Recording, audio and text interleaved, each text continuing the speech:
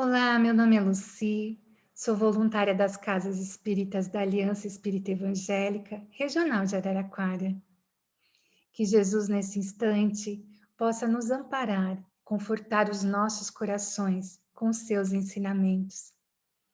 A reflexão de hoje tem como base o capítulo 10 do Evangelho segundo o Espiritismo, com o título Bem-aventurados os que são misericordiosos.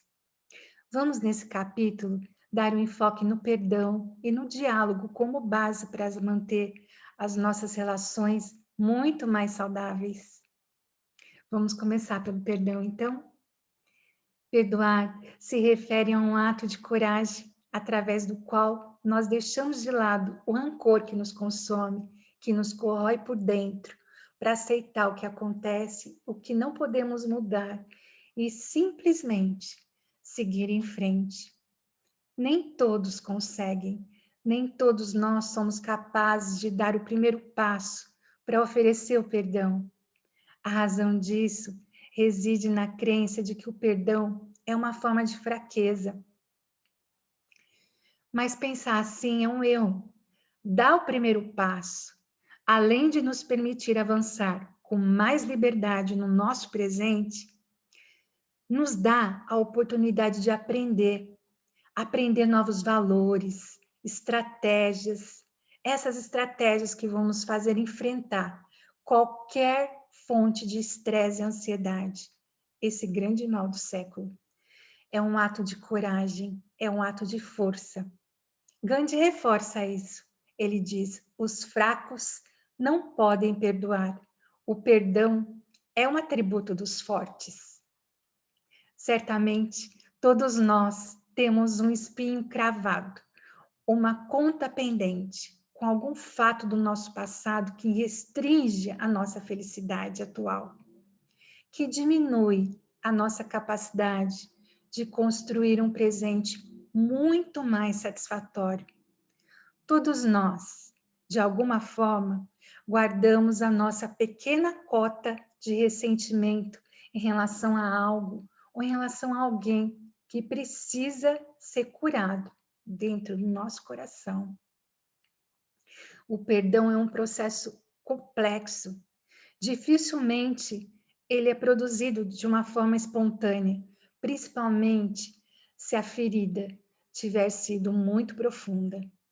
Por isso, é normal que seja muito difícil perdoar. O ruim é que esse rancor pode acabar afetando seriamente a nossa saúde e o nosso bem-estar. Às vezes, pode dar a sensação de que a dor física não tem explicação, mas não é bem assim. Tudo aquilo que está na mente repercute no nosso corpo. A razão é muito simples. Praticamente todo o nosso organismo está associado ao nosso sistema nervoso. E este, por sua vez, é o encarregado de perceber e de processar as nossas emoções. Sentimentos como a mágoa, o rancor, o ódio, a angústia, quando não resolvidos, geram ressentimentos que, por sua vez, podem causar depressão, tristeza, transtorno de ansiedade e até dificuldade para relacionar-se com outras pessoas. O corpo grita o que a palavra não fala.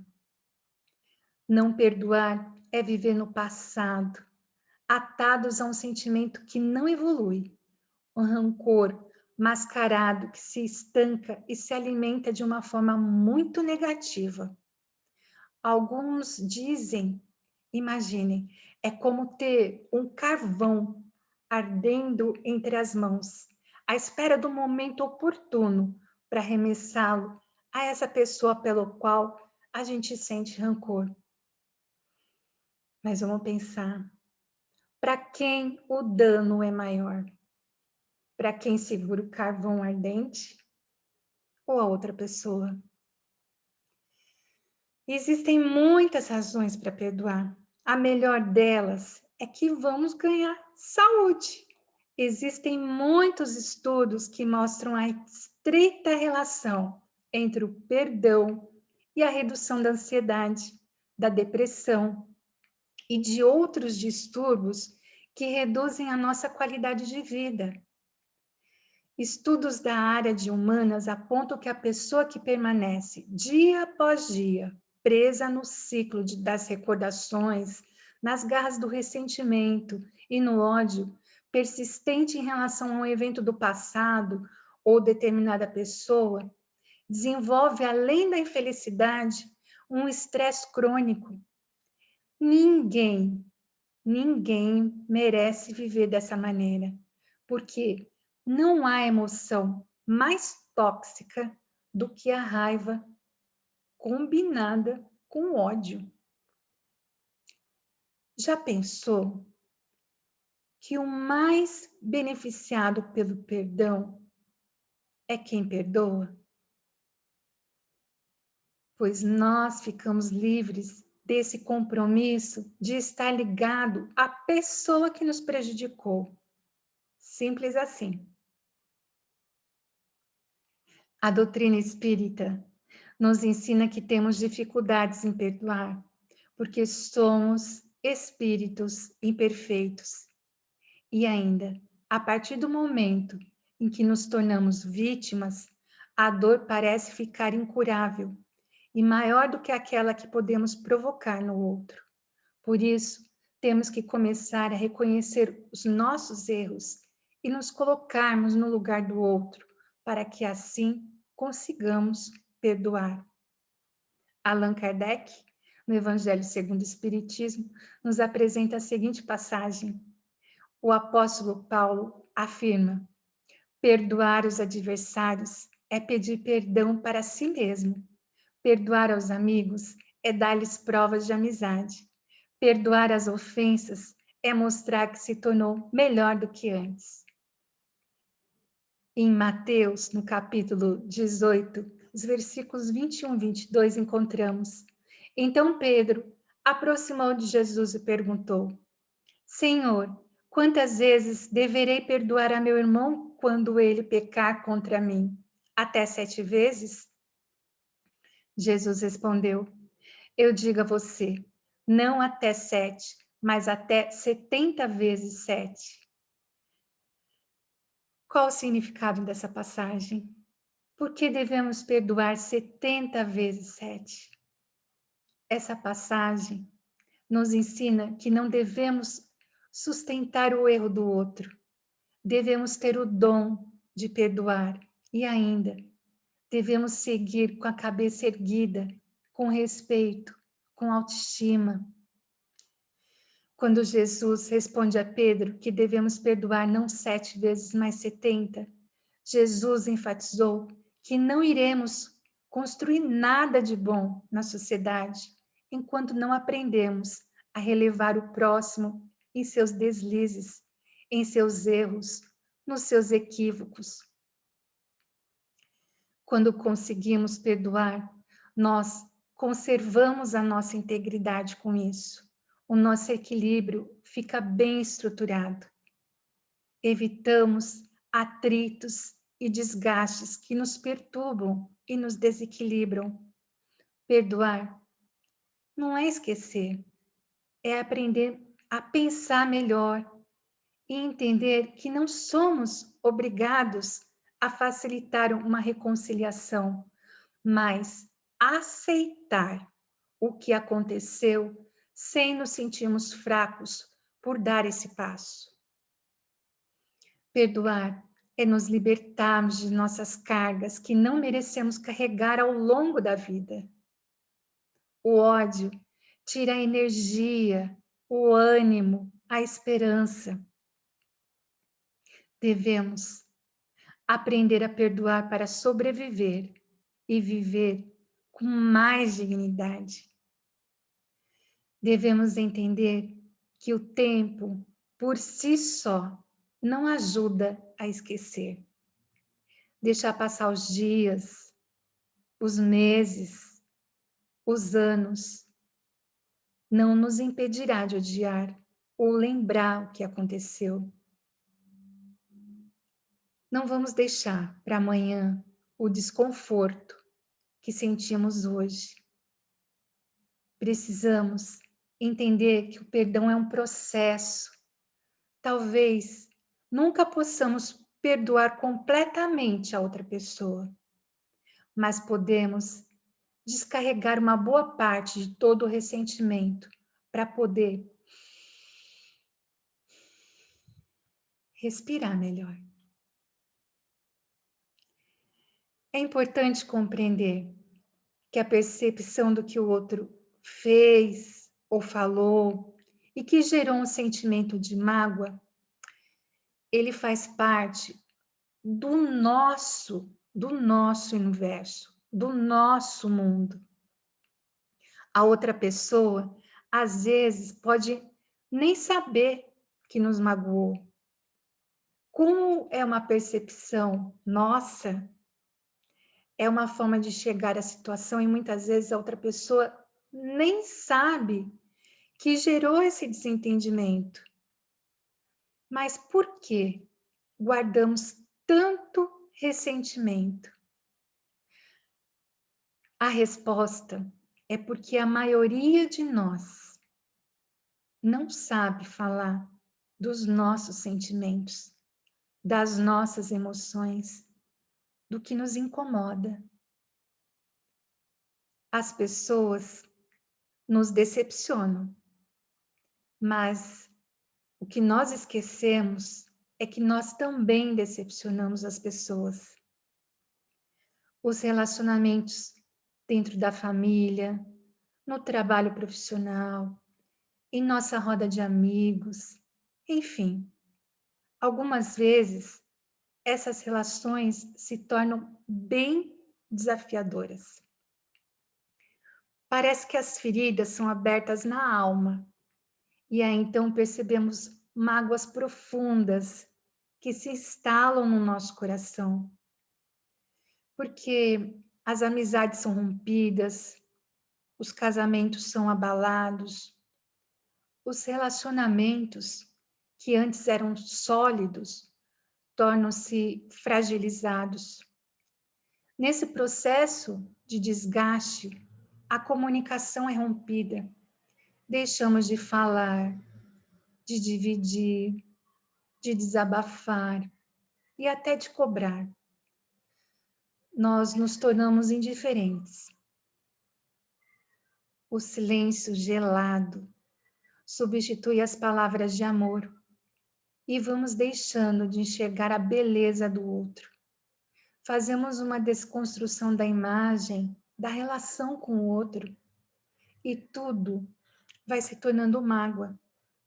Palavras ditas sem pensar, decisões mal tomadas e de suas consequências, resultando no adoecimento das relações humanas. Então, esse sentimento de amargura que se instala no nosso coração vai também contaminando todos que estão ao nosso redor.